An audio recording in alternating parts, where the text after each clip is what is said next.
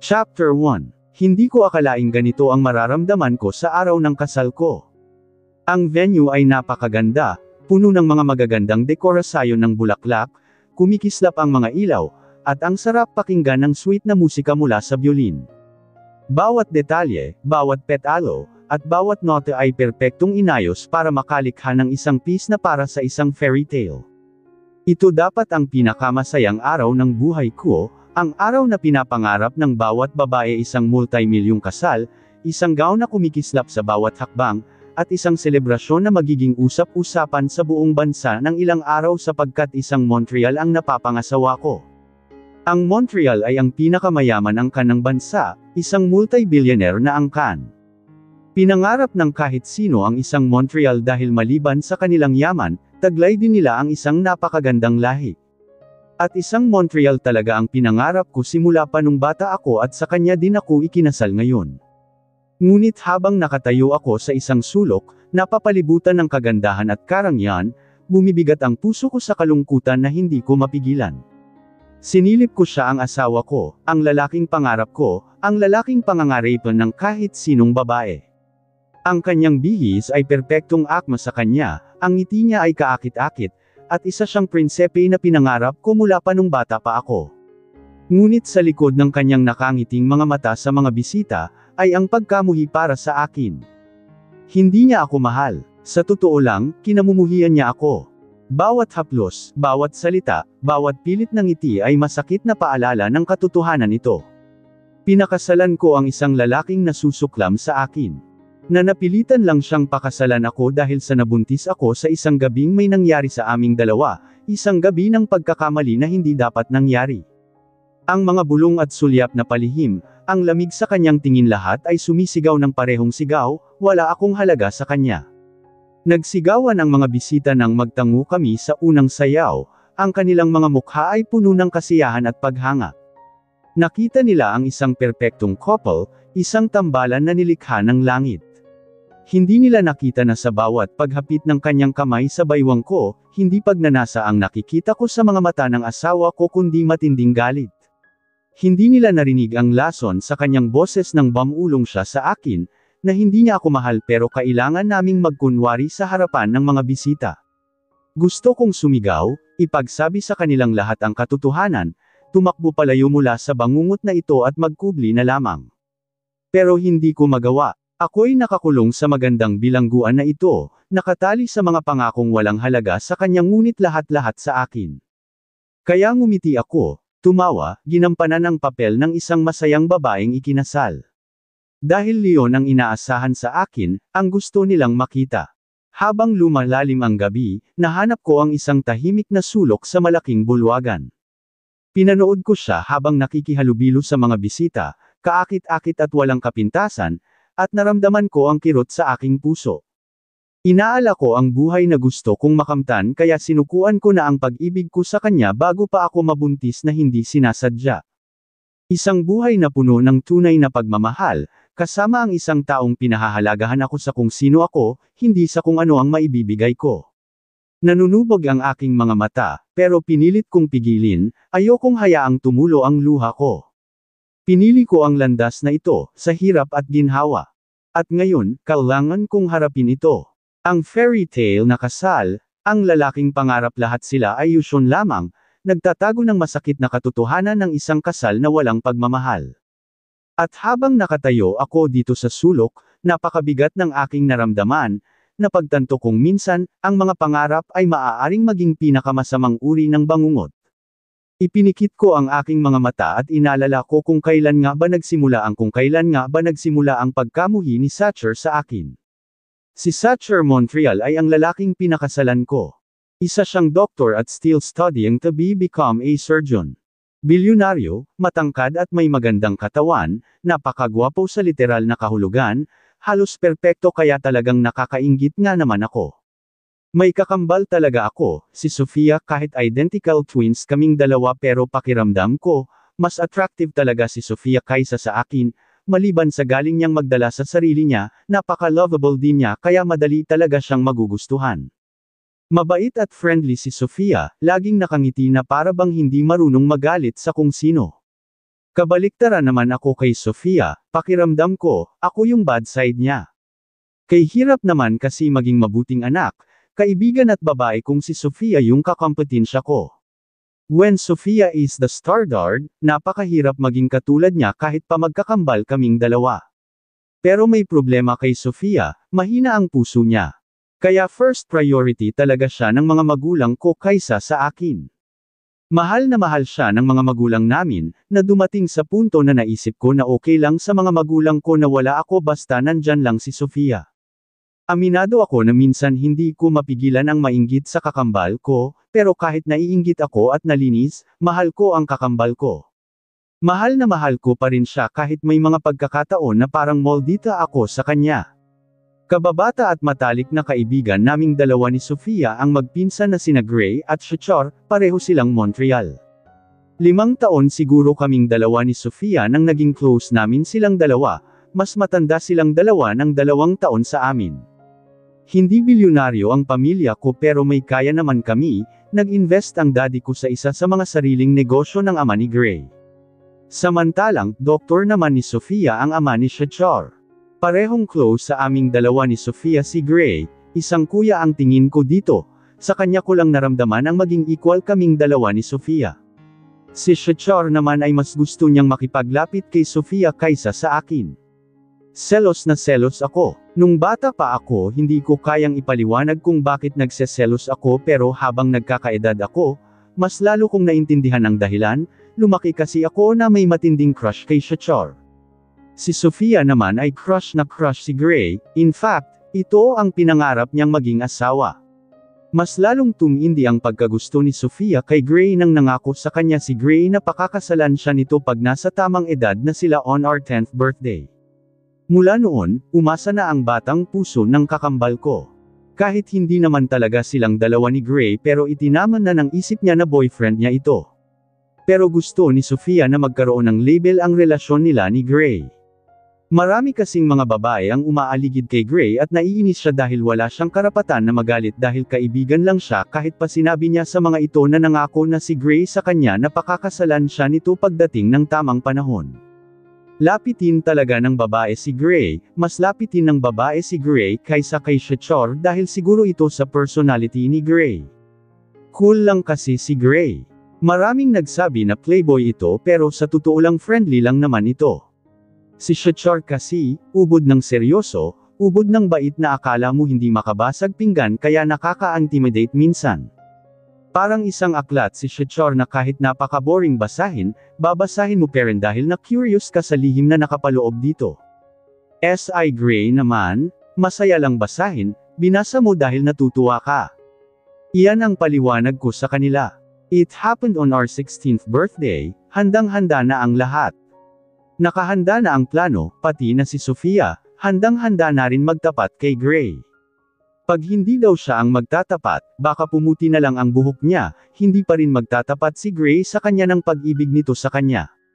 Alam naman kasi ng halos lahat na ang kakambal ko ang special woman ni Gray, na ito ang babaeng laging sinasabi ni Gray na gustong-gusto nito. Pero hindi ito makapagtapat sa kakambal ko. Nakalive pa ang gagawin proposal ng kakambal ko sa Facebook page namin magkabarkada. Hindi lang kaming 4 ang magkakabarkada, lumalaki din ang grupo namin at isa sa nadagdag ay si Harvey, galing sa angkan ng Saavedra, pinakamaimpluwensyang pamilya hindi lang sa Pilipinas kundi pati na sa buong Asya. Isa ako sa nag-push sa kapatid ko na ipagpatuloy ang plano nito. Pinapalakas ko ang loob ni Sofia kahit pa sa mga panahon na parang ayaw na nitong ipagpatuloy ang napagplanuhan dahil sa nahihiya ito, but I did everything to encourage her. Aminado ako na may hidden agenda ako kung bakit gusto kong magtapat si Sofia kay Gray. Umaasa kasi ako na pag maging magkasintahan na sina Sofia at Gray, ibabilang na si Shachar sa akin ang pagtingin niya sa kakambal ko. Hindi naman siguro mahirap na magustuhan din niya ako, magkamukha naman kaming dalawa ni Sofia. Handa ka na ba? Nakangiti kong tanong sa kakambal ko. Kinakabahan ako. Do you think I should continue this? Gray might think differently. I'm scared of how he might react. Ang tanong ng kakambal ko na parang nagdadalawang isip na naman. Sofia, you'll be fine. You matter to Gray, he won't embarrass you. And you know that even though Gray is popular with women, may pagkatorpe iyon kaya hindi makapanligaw sa'yo. There's nothing wrong with you making the first move. Isang malalim na hininga muna ang pinakawalan niya bago siya nagsalita muli. Nasa may hallway kaming dalawa, sa hotel kung saan ginanap ang 16th birthday naming dalawa. Party with our friends at ilang kakilala lang ito, like classmates and schoolmates. Tapos na ang private dinner namin with our parent para sa birthday namin at ito ay para lang talaga sa aming dalawa. You are right. I just needed something na pampalakas ng loob ko. A drink I think. Ikukuha kita. Okay. Thank you. Nang main iniwan ko muna sandali si Sofia para kumuha ng drinks para sa kanya pero bago pa man ako nakapasok sa loob venue ng party, nakasalubong ko na si Shachar. Shachar, pidgel ko ang ngiti ko, hinintay ko talaga na lapitan niya ako. At babatiin niya ako sa kaarawan naming dalawa ni Sofia. Narinig ko siya kanina na binabati si Sofia at may ibinigay nga siya dito pero ako hindi pa rin niya ako binabati. Napaka-unfair talaga niya pagdating sa akin. Pero kung magkarelasyon na sina Sofia at Gray, wala na siyang choice kundi ibaling sa akin ang feelings niya. Kanino pa siya magkakagusto mal kundi sa akin lang na kamukhang kamukha ni Sofia. Narinig ko ang pinag-uusapan yung dalawa ni Sofia. I can't believe that you are pushing her to continue her stupid plan without thinking the negative outcome of this. Kaya habang may oras pa, kumbonsihin mo siya na wag ituloy ang pinaplano niyang pagtatapat. Galit niyang sabi. Nakaramdam din ako ng imitasyon. Really? Ito ang kailangan niya sa akin. Tungkol na naman kay Sofia. Si Sofia na naman ang inalala niya. Hindi man lamang niya naalala na batlin ako. It's her decision, Shachar. My sister can make decision in her own. Really? Because of what I have heard, ikaw ang nagpumilit sa kanya. You always dragging her with your stupidity. Ano raw? Aminado ako na agad akong nagalit ng sobra sa sinabi niya. Talagang masamang babae ang tingin niya sa akin habang isang angel naman si Sofia. Pag may magawang mali si Sofia at involve ako, sa tingin niya kasalanan ko lahat. Na ako ang dahilan kaya napapahamak si Sofia, katulad lang din sa mga magulang ko. Teka nga Shachar, magdahan-dahan ka naman sa mga sinasabi mo. Pag-alit kong sabi, alam ko naman kung bakit ka nagkaganito. You are jealous, iyan ang totoo. Ayaw mong magkaroon ng relasyon sina Gray at Sofia na higit pa sa pagiging magkaibigan dahil sa may gusto ka kay Sofia. Bakit hindi ka nalang magiging masaya para sa kanila? I am not jealous, concern lang ako kay Sofia. I only saw her as a little sister. Ito ang lagi niyang sinasabi pero hindi ako naniniwala sa kanya. Alam kong mga bata pa lang kami, gustong-gusto na niya si Sofia. Ayaw kong masaktan si Sofia. May mahal na iba si Gray. Hindi si Sofia ang babaeng nagugustuhan niya. Napaawang ang labi ko pero hinamag ko din agad ang sarili ko. Alam ko nagsisinunggaling siya. Paraan lang niya ito para mapigilan ang kakambal ko sa pagtatapat nito. Then, sabihin mo sa akin kung sino ang babaeng nagugustuhan ni Gray. Taas kilay na sabi ko sa kanya. Hindi mo kilala at hindi din naman namin kilala. Nakilala lang niya ito sa picture. Napailing-iling ako.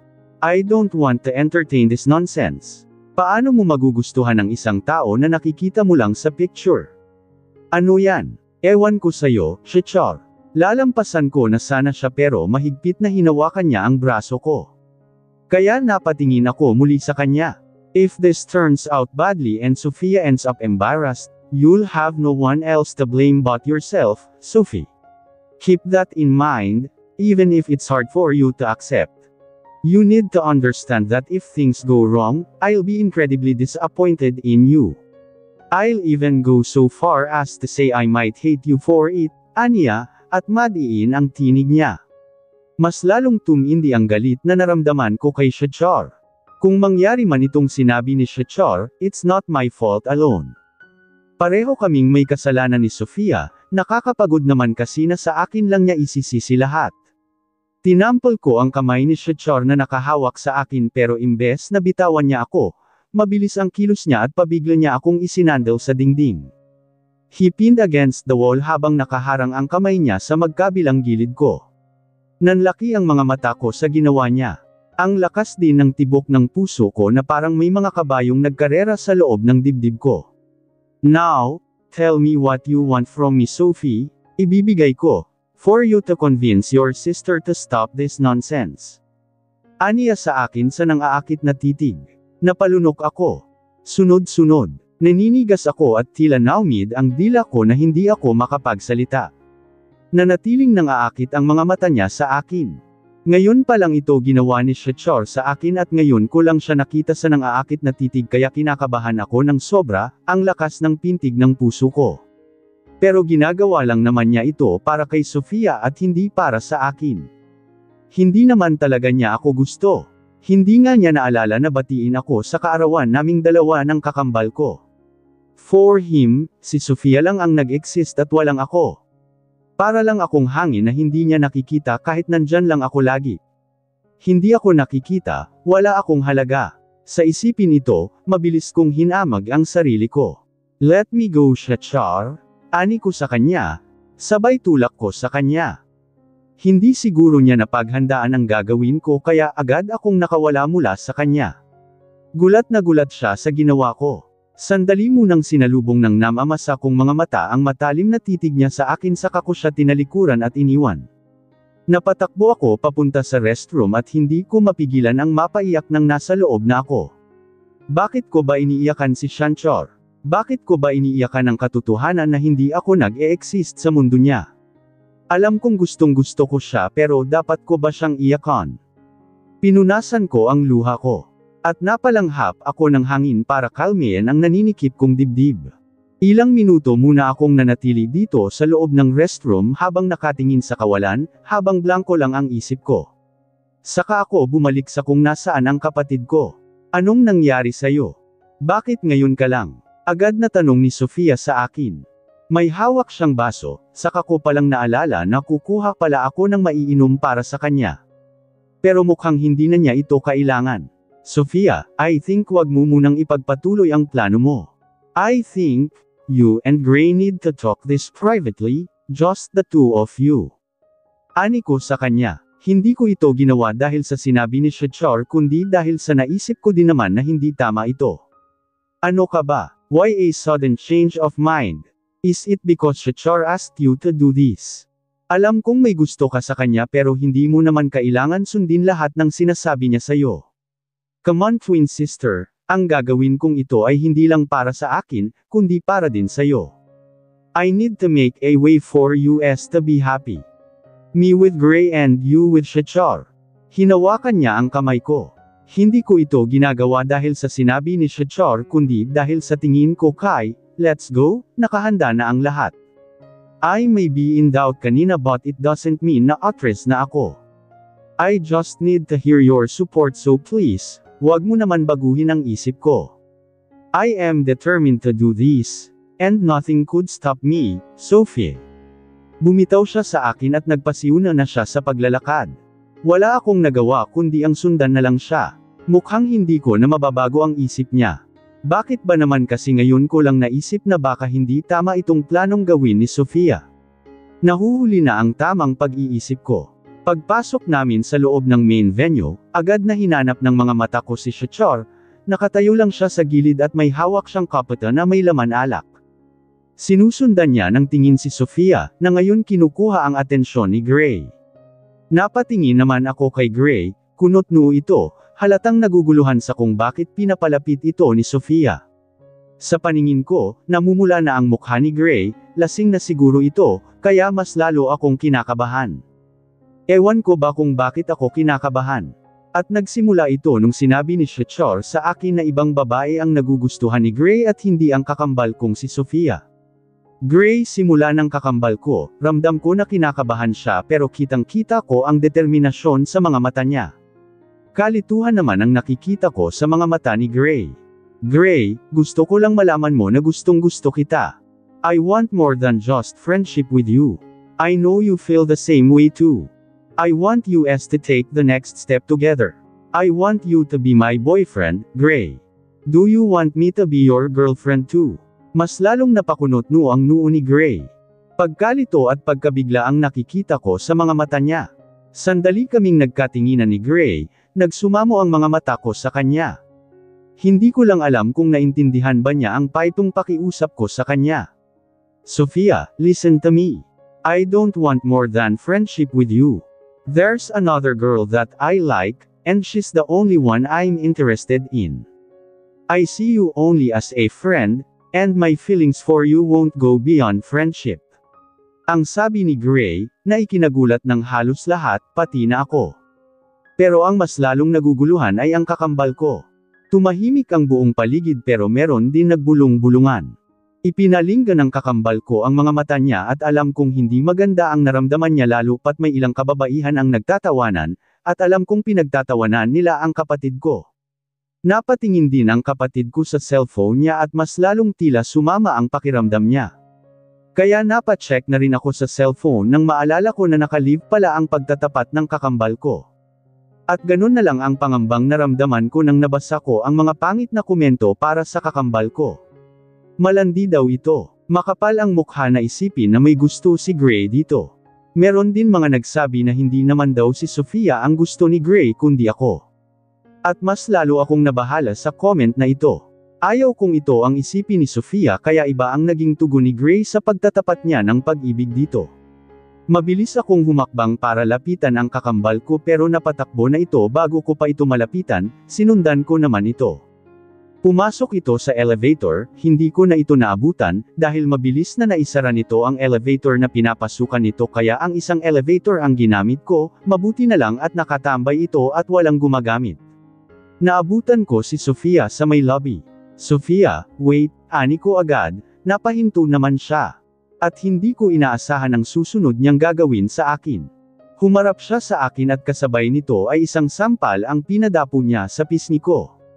Nasapo ko ang bahagi ng pisngi ko na nasample niya. Gulat na gulat ako. At nagalit ako. Hindi ko maintindihan kung bakit niya ako nagawang sampelan. What is your problem, Sophia? Tanong ko sa kanya sa pag-alit na tono. Sa aming dalawa, ako yung moldite kaya biglang-bigla ako sa ginawa niya. Hindi ko lubos akalain na kaya niyang manampal at sa akin pa nakakambal niya. You betrayed me. Tuwang-tuwa ka ba nang nakita mo akong napahiya? Nanlilisik ang titig niya sa akin. Galit din ako sa kanya pero namamasa na talaga ang mga mata ko. Nasasaktan ako sa ginawa niya. Betrayed you. Paano kita pinagtaksilan ha? Kitang-kita ko na napatingin si Gray sa'yo bago siya magsalita kanina. May lihim na pinag-uusapan ng mga mata niyong dalawa. Magtapat ka nga sa akin, may lihim ba kayong relasyon ni Gray? Ano? Awang labi ako, hindi ako halos makapaniwala sa narinig ko sa kanya. All this time, you betrayed me. I don't know what you are talking about Sophia at kung saan mo nakuha ang ideya na yan. Alam mong kuya lang ang turing ko kay Gray, alam mo kung sino ang gusto ko. Come on Sophie, hindi ka mabait, masama ang ugali mo. Bata pa lang tayo ay naiinggit ka na sa akin. Gusto mong kunin ang lahat sa akin. Gusto mo ang mga laruan ko, gusto mo ang mga damit ko at gusto mo ang mga bagay na meron ako. Gusto mong mapapasayo ang atensyon at oras na inilaan ng mga magulang natin sa akin. Lumaki kang inggit era, tumigil ka, hindi ko na napigilan at nasigawan ko na siya. Aminado ako na naiinggit nga ako sa kanya pero mahal ko siya, hindi ko siya magawang saktan. At alam ko kung bakit mo nilalandi si Gray, dahil sa ako ang gusto ni Shechor at hindi ikaw. Gumaganti ka sa akin. Gusto mo akong saktan. Gusto mong hindi na niya natuloy ang ibang sasabihin ng sinampal ko rin siya. Alam kong napahiya siya ngayon, alam kong nasasaktan siya ng sobra dahil sa naging tugon ni Gray sa kanya pero hindi tama na paratangan niya ako. Magkakampi kaming dalawa, pero bakit pakiramdam ko, isang kaaway ang tingin niya sa akin. Pero na-guilty din naman ako agad sa ginawa kong pagsampal sa kanya nang namamasa ang mata niya na napatingin sa akin. I hate you. Galit niyang sabi sa kasya tumakbo muli para iwanan ako. Gusto ko man siyang sundan pero nanghihina ako, naninigas ako at hindi ko magawang ihakbang ang mga paa ko. Saka naman dumating si Gray. Sophie, ani ni Gray sa akin, nakikita ko ang pagkaalala at pagsisisi sa mga mata niya. Please, follow her. Ang tangi kong nasabi kay Gray. Mabilis naman niyang sinundan ang kapatid ko. Tuldok. Walang tigil sa pagtulo ang luha ko habang hinihintay ang paglabas ng doktor ni Sofia. Dinala sa hospital ang kakambal ko dahil sa nabangga ang kotse na minamaneho nito. Hindi pa masyadong marunong magmaneho si Sofia at wala pa itong lisensya pero nagmaneho pa rin ito. At nasa delikadong sitwasyon daw ang kapatid ko. Kaya iyak na iyak ako, sobra akong nag-alala sa kapatid ko.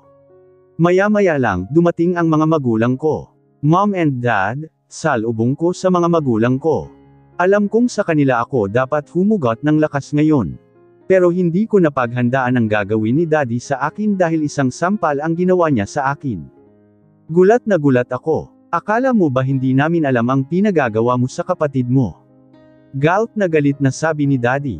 Naumid ang dila ko. Hindi ako makapagsalita. Naguguluhan ako sa nais ipakahulugan ni Daddy. Alam namin ng Daddy mo na pukano mo ang kalokohan na ginagawa ng kakambal mo kanina. Dahil hindi kayang gawin ni Sofia ang ganun bagay, ikaw lang naman ang laging nagpapahamak sa kanya. Ang mommy ko, galit na galit ito. Ikaw lang naman ang laging nag-udyot sa kanya para gumawa ng mga ganung kalokohan. Hindi ko kayang ipaliwanag ang sakit na naramdaman ko sa sandaling ito. Kasalanan ko na naman. Pag may mangyaring masama sa kapatid mo, kasalanan mo ang lahat. Kasalanan mo dahil idinamay mo siya sa mga kalokohan mo. Si Daddy, hindi na naligtas si Sofia, sabi ng mga doktor. Talagang dead on arrival sa hospital ang kapatid ko but they still did their best to revive Sofia but wala na talaga ito. Kasabay ng pagkamatay ni Sofia ay ang pagkasira ng masayang pamilya ko. Sobrang mahal ng mga magulang ko si Sofia, pareho silang nagluluksa ng sobra sa pagkamatay ng kakambal ko pero imbes na magtulungan silang dalawa para makabangon mula sa kalungkutan dahil sa pagkamatay ng kakambal ko, they both to do it in different way. Para sa ama ko, ang paraan na makalimot siya ay ang pagsama-sama sa iba't ibang babae halos gabi-gabi. Ang mommy ko naman ay wala lagi itong pumupunta sa ibang bansa para doon magwaldas ng pera nito. Lagi din pumupunta ang mommy ko sa kasino para daw malibang ito. Hindi na nila ako naasikaso, pakiramdam ko nakalimutan na nila pareho na may isang anak pa sila. Dumating ako sa punto na wala na akong malalapitan, wala na akong makakapitan. Si Gray na ang tanging karamay ko na lang ay pinadala ang mga magulang niya sa ibang bansa para doon na ipagpatuloy ang pag-aaral at para daw malayo ito sa eskandalo. Maliban sa akin, sinisisi din ng mga magulang ko si Gray sa pagkamatay ng kakambal ko dahil sa sinabi nito kay Sofia sa party na dahilan kaya napahiya ang kakambal ko. Binabato din kami ng mga masasamang bash sa social media. Isang masamang babae ang tingin sa akin ng mga followers namin, pinaratangan nila ako na pinagtaksilan ko ang kakambal ko. Pakiramdam ko, nasa isang napakadilim na lugar ako at hindi ko alam kung paano makawala dito. Hanggang sa isang araw, may sinabi ang mga magulang ko sa akin na tuluyang nagpaguho ng mundo ko. After much consideration, your father and I have come to the decision to separate and go our separate ways. Nabitawan ko ang kutsara ko sa narinig ko. Nakaramdam pa naman ako ng bahagyang kasiyahan kanina dahil pagkatapos ng ilang buwan, nakasabay ko na rin muli ang mga magulang ko na kumain. Hindi ko naman lubos akalain na ito pala ang sasabihin nila sa akin.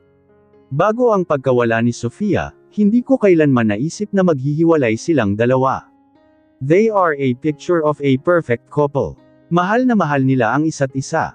Pero ngayon ay sinasabi nila sa akin na tatapusin na nila ang pagsasama nila. Palaipat-lipat ang tingin ko sa mga magulang ko. Nag-init ang bawat sulok ng mga mata ko. Pigilan ko ang tuluyang pagbagsakan ng mga luha ko. Bakit? Hindi ko mapigilan sambit. Please, huwag niyo naman hayaan na masira ang pamilya natin. Hindi ko kaya kahit ang isipin lang na maghiwalay ang mga magulang ko. Please. Hindi lang para sa akin para na rin kay Sofia, kung nandito siya ngayon, ayaw din niyang masira ang pamilya natin. Gusto niya buo ang pamilya natin, nangungusap ang mga mata ko habang nakatingin sa kanilang dalawa. Umaasa ako na hindi nila itutuloy ang plano nila. Naniniwala ako na malalampasan namin ang pinagdaanan namin ngayon pag magtutulungan kami bilang magkapamilya. Yan na nga, wala na si Sofia. And everything changed since she's gone. Si Mommy, madiin ang titig niya sa akin na parabang hanggang ngayon, sinisisipere niya ako sa pagkawala ng kakambal ko. Mas lalong naninikip ang dibdib ko. If you hadn't poisoned your twin sister's mind to go along with your foolish ideas, to do that thing, Sophia would still be with us. When Sophia died, the life of this family buried with her. You know it was only her who held this family together. Now that she's gone, that's why, siya lang. Paano naman ako? Anak niyo rin ako, dahil sa sama ng loob kaya nasabi ko ito. Medyo napataas na ang boses ko. Namamasa na rin ang mga mata ko. Don't start, Sophie. Alam mong ikaw mismo ang Samira sa pamilyang ito at hindi kami ng daddy mo. Si Mommy, galit na rin ito. Hindi ako makapaniwala sa narinig ko. Hindi lang nila ako sinisisi sa pagkamatay ng kakambal ko, ako din pala ang sinisisi nila kung bakit nagkaganito ang pamilya namin. My chest tightened painfully, each breath growing more labored as a heavy weight seemed to press down on me. Tears welled up in my eyes, threatening to spill over, and I could already feel the wet warmth of them beginning to streak down my cheeks. It was as if a dam inside me had burst, releasing a torrent of emotions I could no longer contain. Kung ako ba ang nawala, kung ako ba ang namatay, magkakaganito din ba kayo? Would you mourn like this if it were me who died instead of Sophia? Tears finally spilled down my cheeks. I could barely breathe as I stared at them, waiting for their answer. It felt like my heart was being pierced with needles, each jab bringing a sharp, stinging pain. Your father and I just want to separate. Why are you asking us such questions? Gusto mo talagang malaman ang sagot? Gusto mo talaga ang masaktan? Hindi man direktang sinabi ni Mommy sa akin pero nakuha ko na, kuhang-kuha ko ang sagot niya kahit hindi man niya ito isinang tinig. At mas lalong namigat ang dibdib ko, kaya kahit gusto ko man pigilan at panasan ang luha ko, mas lalo lang tumulo ito. Buweset, I've lost my appetite, galit na sabi ng ni Mommy. Tumayo ito at padebog kaming iniwan ng ama ko sa hapagkainan. Madilim ang anyo ng ama ko habang nakatingin siya sa akin. Matalim itong tumitig, kahit simpleng hapunan ay kaya mong sirain. Why can't you be more like Sophia? If only you hadn't been born at the same time as her, she might still be alive today. Tumayo din si Daddy at iniwan din niya ako sa hapagkainan na katulad ng ginawa ni Mommy. Hinayaan ko lang ang sunod-sunod na pagtulo ng luha ko. I know that they blame me for Sophie's death. Kahit anong sasabihin ko, kahit anong paliwanag ko, hindi nila ako pinakinggan. Kasalanan ko daw talaga lahat kaya may pagkakataon na hindi ko mapigilan na sisihin ang sarili ko sa pagkawala ni Sophia. Hindi lang kasi nila ipinaramdam sa akin, sinasabi pa nila. Ang hindi ko lang inaasahan ay ang maging tugon nila sa tanong ko kanina. They didn't answer my question directly, but their silence and the looks on their faces spoke volumes. The pain in my heart intensified as I realized just how much they resented me. Each unspoken word was like a dagger, twisting and turning, deepening the wound. Their unvoiced but palpable animosity hit me like a wave, overwhelming and suffocating. It was as if the very air between us had turned toxic, poisoning any hope I had left of finding understanding or compassion from them. The weight of their unspoken judgment bore down on me, leaving me breathless and shattered. Sophia, mula nung namatay ka, nagbago na ang lahat. Sina Mommy at Daddy, hindi na sila katulad sa dati. Ilang buwan na ang nakakalipas pero hanggang ngayon paulit-ulit pa rin nilang ipinaramdam sa akin na kasalanan ko. Minsan hindi ko mapigilan ang hilingin na sana ako na lang ang nawala at hindi ikaw. Sa tingin ko, magiging masaya pa rin silang dalawa kahit wala na ako, basta nandyan ka lang. Sigurado ako ang saya pa rin nila ngayon, mahal na mahal pa rin nila ang isa't isa kung ako ang namatay at hindi ikaw. Tulong luha kong sambit, nasa harapan ako ng puntod ni Sophia. Linggong-linggo kong binibisita ang kakambal ko. Tama ka, naiinggit ako sayo. Bata pa lang tayong dalawa ay naiinggit na ako sayo. Pero mas lalo akong naiinggit sayo ngayon wala ka na. Kasi kahit wala ka na, ikaw pa rin ang pinahalagahan ng mga magulang natin. Ako ang buhay, ako ang nandito pero ikaw pa rin ang gusto nila. Ikaw ang gusto nilang makasama at hindi ako. Mahal na mahal kita Sophia pero please ako naman. Ako naman ang mamahalin nila na katulad sa kung paano kanila mahalin. Kaya ang dahil mo, hindi lang ang masayang pamilya natin ang dinala mo sa hukay mo pati na ang kunting pagmamahal na inilaan nila para sa akin. Mas lalong tumulo ang luha ko at hinayaan ko lang ito. Kaya sana ako na lang ang namatay at hindi ikaw. Your tears mean nothing now, what's gone is irretrievable and cannot be undone. Pamilyar na boses na narinig ko sa likuran. Pinunasan ko ang luha ko bago ako napalingon. Shechar, sambit ko sa pangalan nito.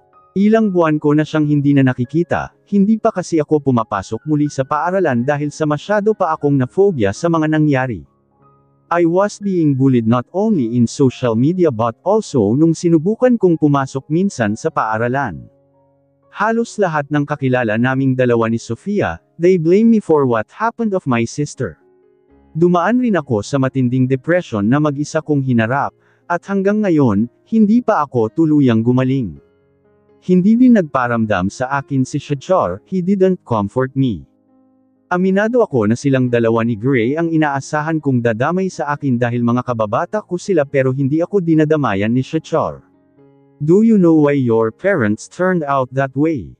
It's because you're nothing compared to Sofia. She was easy to love and hard to let go of. And you're not like that, Sophie. If you had died instead of Sofia, it would have been easier for everyone to move on. Masakit ang binitawan niyang salita, parang kinurot ang puso ko. Ganyan ka din ba, Shechar? Ang lumabas sa labi ko. Hindi siya nagsalita agad, tinatitigan muna niya ako. Gusto mong malaman ang totoo. Believe me, you don't want to hear it, Sophie. Then, hurt me with the hurt and don't comfort with the lie. Yes, tanging sinabi niya na parang kutsilyo na isinaksak sa puso ko. Are you blaming me too of her death? Kahit para na akong tino-torture sa sakit pero nagawa ko pa rin siyang tanungin.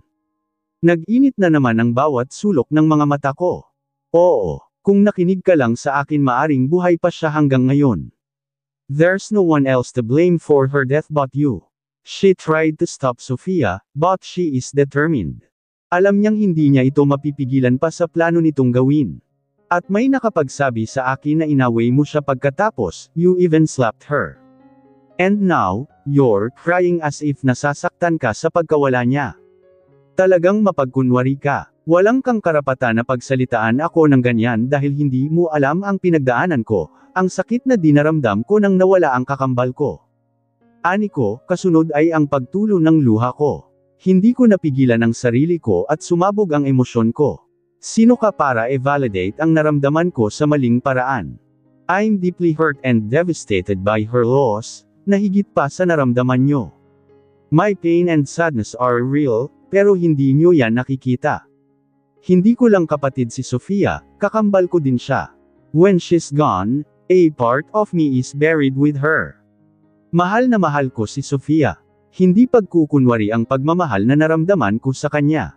Hindi pagkukunwari ang sakit na naramdaman ko, umiiyak kong sabi, parang kinakapos ako ng hininga sa sobrang sakit. Pero tila hindi man lamang siya nahabag sa sinabi ko.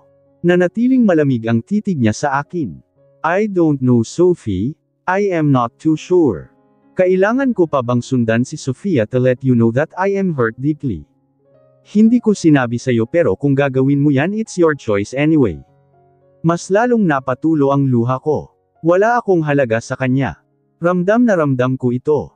Why you hated me too much? I don't hate you, Sophie. Not until the death of your twin sister. And now, I despised you. Mariing sabi nito sa akin. Tuluyang nagkahiwalay ang mga magulang ko. Napagpasyahan ng mami ko na sa ibang bansa na manirahan, pinili ko naman manatili sa ama ko sa kabila ng pamimilit ni mami na sa kanya ako sasama. Ayaw kong umalis ng bansa, ayaw kong tuluyang malayo kay Shachar kahit pa hindi niya ako pinahalagahan. Masaya na akong makita siya kahit pa isang masamang babae ang tingin niya sa akin at kinamumuhian niya ako. Hindi ako magsasawang sulyapan siya lagi kahit sa malayo. Hindi ako magsasawang umasa na sana darating din ang araw na makita niya ang worth ko. Gradually, everything is starting to get better, and the scandal we were involved in is slowly fading from the minds of our supporters. Almost everyone has moved on, and the bashing and bullying have subsided. It seems like everything is slowly returning to normal. Well, there are some things that can never be restored. Aside from never getting back my most beloved twin, our once happy and complete family can never be the same again. Mas lalo rin lumamig ang pakikitungo ni Shachar sa akin, kung tretuhin niya ako, pakiramdam ko mas lalong ayaw niya akong mag-exist sa mundo niya. Pero ang damdamin ko kay Shachar ay hindi man lamang nabubura, mas lalo pang tumindi ito sa paglipas ng panahon. Kung si Shachar ay walang pakialam sa akin, si Gray naman ay mas lalong naging protective sa akin. I know he become like this because of the promise he made to Sofia. He hasn't abandoned me even though he's studying abroad. He always comes back to the Philippines whenever he gets the chance. Even though Gray doesn't say it, I know there is another reason why he keeps coming back to the Philippines. Until eventually, the painful memories of our past became just that, a memory. Ang daya mo Gray, bakit hindi mo sinabi sa akin na ikinasal ka na pala? Ani ko kay Gray, nakasimangot ako. Pinuntahan ko siya sa opisina niya para mapag-usapan lang namin ang tungkol dito. Masaya naman ako dahil sa wakas, lamagay na rin siya sa tahimik kaya lang nakakainis dahil hindi man lamang niya nagawang sabihin sa akin ito. That marriage is nothing, matipid niyang sabi nang hindi man lamang nag-abalahang magangat ng mukha sa akin. He is busy reading and signing some documents. Nothing. Laking mata kong sambit. You know that getting married is not in my plans because I'm happy having many women. I'm just almost 27 years old, and it would be embarrassing for a womanizer like me to settle down this early. Pinikot lang naman ako. Playboy nga siya. Kung sinong-sino babae ang kalampungan niya. Nagkaroon din naman siya ng seryosong relasyon pero naghiwalay din sila ng kasintahan niya pagkatapos ng 1 taon. At mula nung, he always played around with women. At hindi naman mahirap sa kanya na gawin ito. He has all the asset to make every woman drool over him. Tall with almost perfect body, handsome and a billionaire. Sinong hindi mahuhumaling sa kanya? Well, hindi ako nahuhumaling sa kanya. I was deeply in love with his cousin Shachar who is as gorgeous as him. Isa ng doktor si Shachar pero nag-aaral pa rin ito para sa specialization nito. Gusto nitong maging surgeon. Hindi ko mapigilan na mapatawa sa sinabi ni Gray.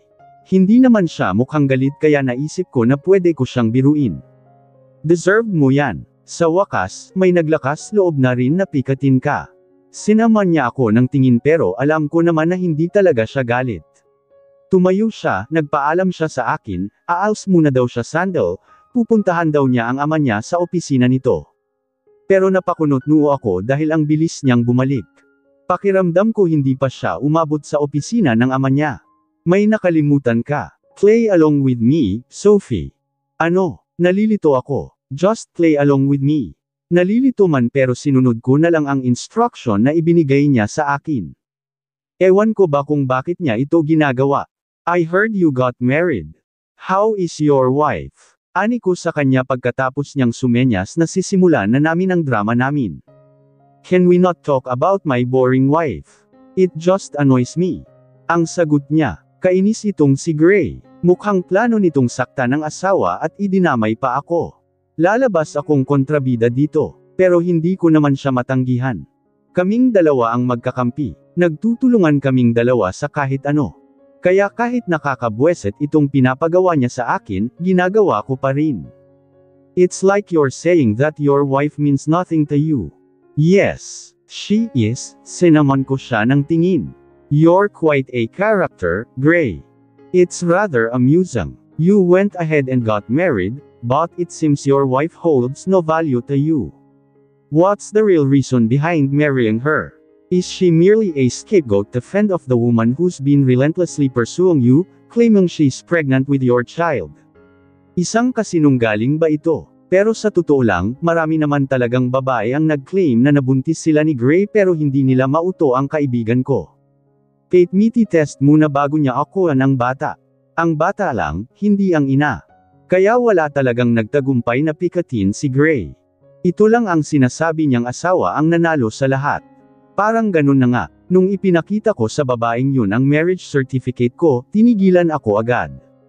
So, I found some relief, in a way, regarding why I got married. But my marriage won't last long. Staying with my wife for a lifetime isn't something I see happening. She deceived me, I used her. Anyway, why are we talking about my worthless wife? Why don't we talk about your vacation instead? Hindi ko mapigilan na taasan siya ng kilay. Kung pwede palang ipagsigawan na drama lang ang lahat ng pinag-usapan namin, ginawa ko na. Maya-maya lang, niyaya ako ni Gray na lumabas. Agad sa sumalubong sa paningin ko ang magandang babae. She has an angelic face, she's really beautiful kahit pa kinyo lang ito sa height. May katangkaran kasi ako. Well, hindi naman siya ganun kaliit, tama lang ang height niya para sa isang babae, kaya lang sa tangkad ni Gray, at malaking tao din, hindi ko lubos maisip kung paano nito nakayanan ang kaibigan ko. At saka, parang pamilyar sa akin ang mukha nito. Hindi ko lang maalala kung saan ko ito nakasalamuha. Hinawakan ni Gray ang kamay ko.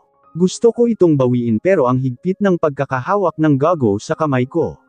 Gray, nagpunta ako dito para dalhan ka ng pagkain, ngumiti ito pero halata na parang maiyak na ito. Alam kong nagseselos ito.